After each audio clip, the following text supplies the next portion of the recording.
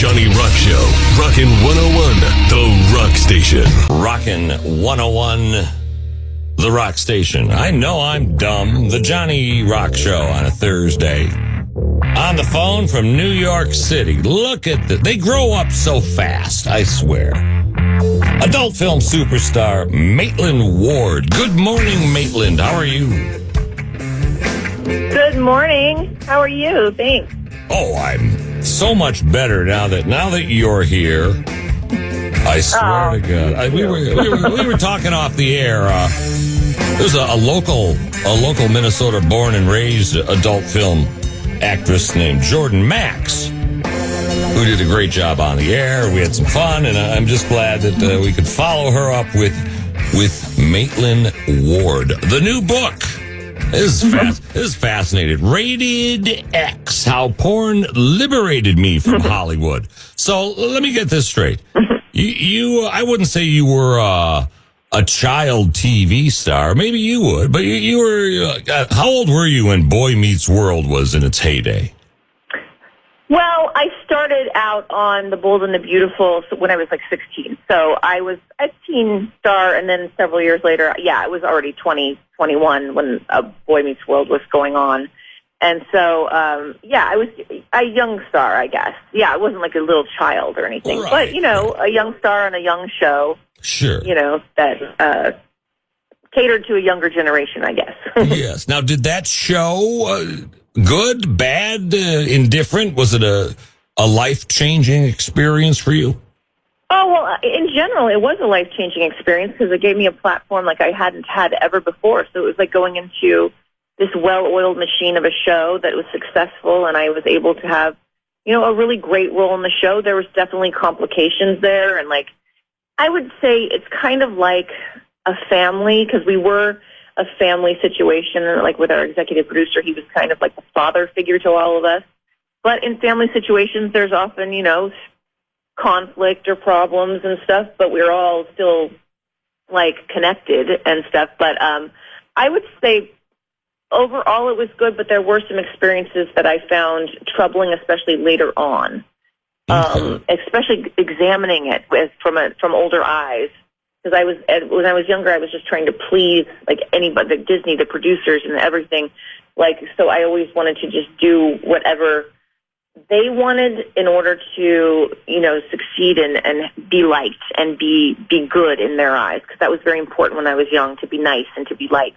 And I think that's something that a lot of people, especially women, suffer from when they're young, to always want to please and find acceptance from others. Right. So the show wraps up production in 2000? Do I have that right? No, later? Around then, yeah. Right around there.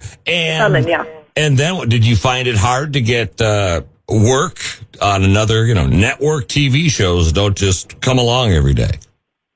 Yeah. I mean, it was interesting. I mean, I got some stuff after that. I did White Chicks, but it was after that, I feel everything really started to dry up. And it was.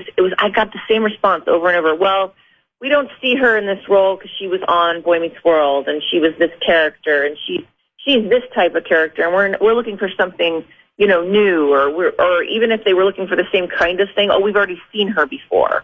So it was kind of like I was being held into put into this box, and not let out except for once a year, you let out your Christmas ornaments, and then you put them back in the attic.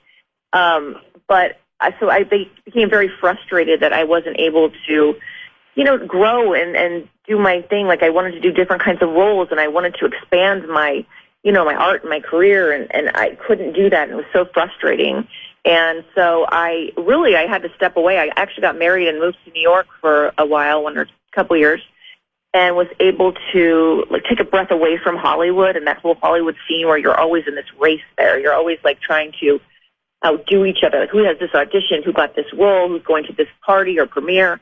And it was kind of I just needed to take time away for myself. And that's when I really started to discover who I wanted to be and the kind of performer I wanted to be. And I started writing a lot of erotic fiction. And, that really allowed me to play out scenes and fantasies that I was scared to share that I wanted before, but I kind of was able to share it with the page in secret at first. And then it kind of blossomed. That was the first seeds of it, and it blossomed from there. You had me at erotic fiction. Well, how did you get into the adult film world? Because there again, you don't just walk into an audition, or do you? No.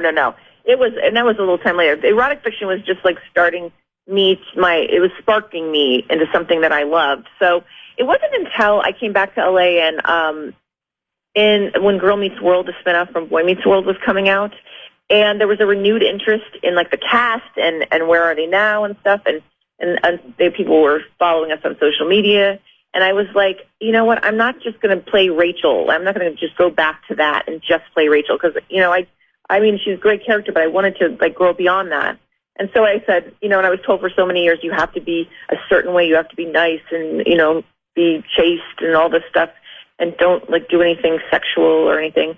But I was like, forget it. I'm just going to show who I am on my social media. And I started doing like sexy cosplay. I did a lot of that. And like, just sexy bikini setups or whatever. I just wanted to be free and have fun. And I found my fans, and I enjoyed that. And I got new fans beyond Boy Meets World. And eventually that led me to, because I got kicked off a lot of social media, my pictures taken down just because they were too sexy and people complained. And they weren't like going beyond. It was just, oh, her bikini is on, that's too sexy. And so my fans are like, you should sell content. And I didn't even know what content really was at the time. This was like at the beginning of 2018. And so I said, okay, I'll start a Patreon account where people like are your patrons to your art. And I didn't even announce it. I kind of was like, I don't know if anybody's going to want to do this. So I kind of, one night I just closed my laptop and just let it go. And I didn't announce it at all. So the next morning I had like 20 subscribers. And then I said, wow, okay, let me announce this. And by the end of the week I had like 2,800 subscribers. And it just snowballed from there. And that's where I really started to say, hey, people want to see me explore myself and my journey and everything. So in real time, I really took my fans on this ride with me that, started with me, kind of like Playboy-esque nudes and cosplay, and then it went into like more girl stuff. And then finally I took the leap to do the boy-girl stuff. And that was really what made me segue into, professional adult films, because, I found that I just loved the sexual performance, and I found such freedom out of that and liberation.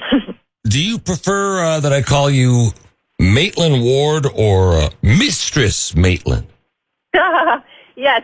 That character is so fun. And that evolved from when I did my first feature film for Deeper.com, which I'm the contract base of. I found that I was able to really get this kind of mistressy character, and people really responded to it. And I get a lot of OnlyFans requests for, just me dirty talk and stuff like that. I do a lot of dirty talk. That's the thing. But the mistress character became like a thing of her own. She's like this, unapologetic, mistress who just does anything in the world that she wants. And she's a lot of fun to play. It's so opposite from like my comedy background.